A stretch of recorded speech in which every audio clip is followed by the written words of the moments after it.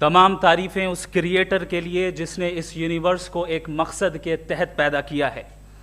Respected جناب جاوید اختر صاحب، mister Saurabh Dwivedi اور respected audience, thank you all for being here today.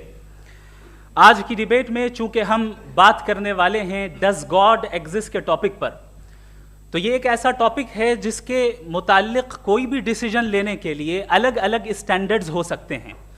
لہٰذا ڈیبیٹ کے شروع میں یہ ضروری ہے کہ ہم یہ جان لیں کہ آج کے اس ٹاپک میں کون سا اسٹینڈرڈ صحیح ہوگا اور کون سا غلط ہوگا۔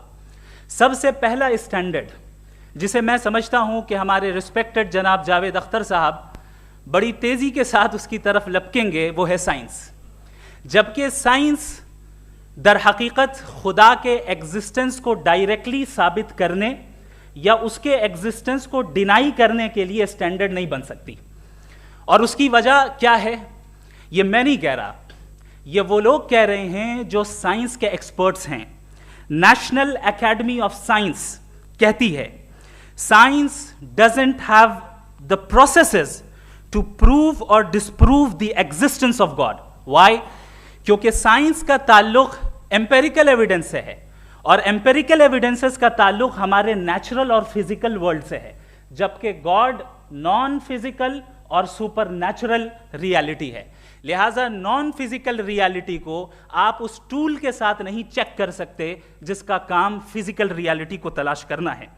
لہٰذا آج اس ڈیبیٹ میں گاڈ کی ایگزسٹنس کو ثابت کرنے یا اسے ڈینائی کرنے میں سائنٹیفک ایویڈنس کو ایکسیپٹ نہیں کیا جائے گا۔ دوسرا اسٹینڈرڈ ہو سکتا ہے ریویلیشن، کہ ریویلیشن کے ذریعے ہم یہ ثابت کریں کہ گاڈ ایگزسٹ کرتا ہے یا نہیں۔ لیکن یہ اسٹینڈرڈ بھی آج ارریلیونٹ ہے۔ کیوں؟ کیونکہ ریویلیشن میرے نزدیک سورس آف نالج ہے، ویلڈ سورس آف نالج ہے، لیکن ہمارے جاوید اختر صاحب کے نزدیک یہ ویلڈ سورس آف نالج نہیں ہے۔ لہٰذا آج کی ڈیبیٹ میں ایک بھی ایویڈنس کسی بھی مذہبی اسکرپچر سے نہیں دوں گا، تاکہ جاوید اختر صاحب کے لیے وہ ان ایکسیپٹیبل نہ ہو۔